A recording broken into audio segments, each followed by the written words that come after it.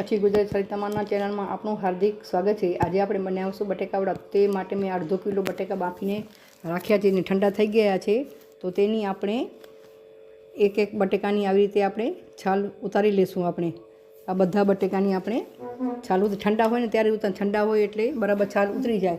હવે આ બટાકાની બધાની છાલ ઉતારીને મેસરની આપણે મદદથી આવી રીતે મેશ કરી તમે ચોખ્ખા હાથથી પણ તમે મેશ કરી શકો છો। વ્યવસ્થિત આપણા હાથ ચોખ્ખા રાખીને પણ આપણે હાથથી આ મસળી શકીએ છીએ। મેસર ન હોય તો હાથ પણ આપણું મેસરની જેમ કામ કરી શકે છે। હવે આ ગેસ પર મેં આ પેન મૂક્યું છે, તેમાં આપણે તેલ એડ કરી દઈએ ને તેલ હવે ગરમ થઈ ગયું છે। તો તેમાં આપણે આ કટ કરેલા લીલા મરચાં આપણે અંદર એડ કરી દઈએ ને મીડિયમ તાપ આપણે રાખશું। તો તેમાં આપણે હવે આ 1 ચમચી હિંગ નાખીએ અને મેં આખા ધાણા અને આખા મરીને અધકચરા વાટી રાખ્યા હતા, ફ્રેશ જ વાટવાના, તે પણ અંદર એડ કરી દઈએ આપણે। હવે એને આપણે બરાબર આમ સાંતળી લઈએ। 1 મિનિટ માટે આપણે સાંતળી લેશું આવી રીતે બરાબર આમ મીડિયમ તાપ જ રાખવાનું। ફૂલ તાપ નહીં, ફૂલ તાપ રાખશું તો બળી જશે બરાબર। ને આ બટેકાનો આપણે જે મેસરથી માવો કર્યો હતો તે આપણે આમાં એડ કરી લઈએ। આવી રીતે આમ એડ કરી દેવાનું અને ચમચની મદદથી આપણે આમ દબાવશું પણ આમ। ને હવે આપણે એમાં લાલ મરચું પાવડર, ધાણા જીરું પાવડર, હળદર 1 નાની ચમચી અને 1 નાની ચમચી આપણે ખાંડ અંદર એડ કરી દઈએ અને આ આદું છે એ નાની છીણીની મદદથી છીણી અને તેમાં એડ કરી દઈએ। આવી રીતે આમ છીણીને એડ કરી દેવાનું।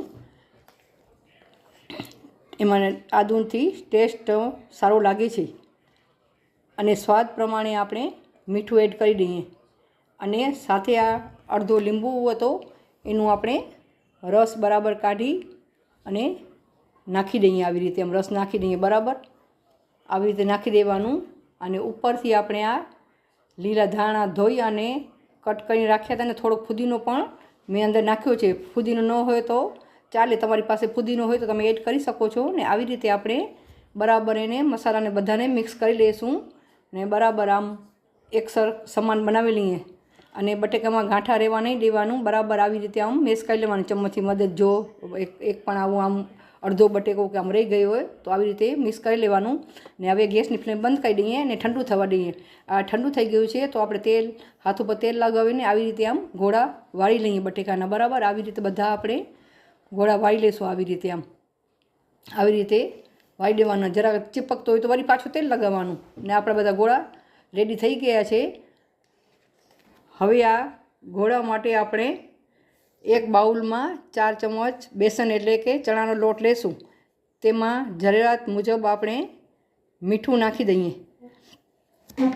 સાથે આપણે ચપટી અજમો હાથથી આમ ક્રશ કરી અને નાખી દઈએ બરાબર। આવી રીતે નાખી દેવાનું અને આવી રીતે આપણે થોડું થોડું પાણી એડ કરતા જઈશું અને આવી રીતે એનું આપણે આ લિક્વિડ જેવું બનાવી લઈએ। આવી પતલી લેયર બનાવી લેવાની। હવે તેલ ગરમ કરવા મૂકી દીધું છે।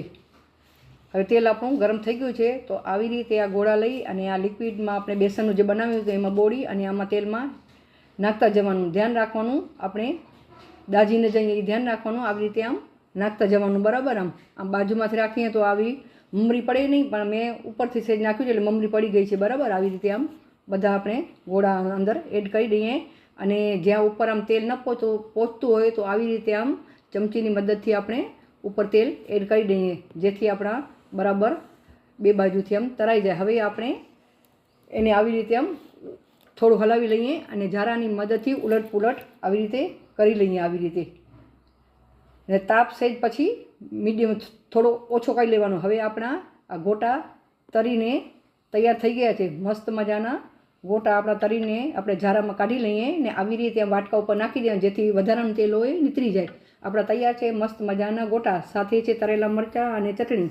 આનો સ્વાદ બહુ ટેસ્ટી હોય છે। તમને મારી રેસીપી ગમે તો લાઈક કરજો, શેર કરજો, કોમેન્ટ કરજો અને મારા ચેનલને જરૂરથી સબસ્ક્રાઈબ કરજો અને મારી અવનવી રેસીપી આમાં જોતા રહેજો।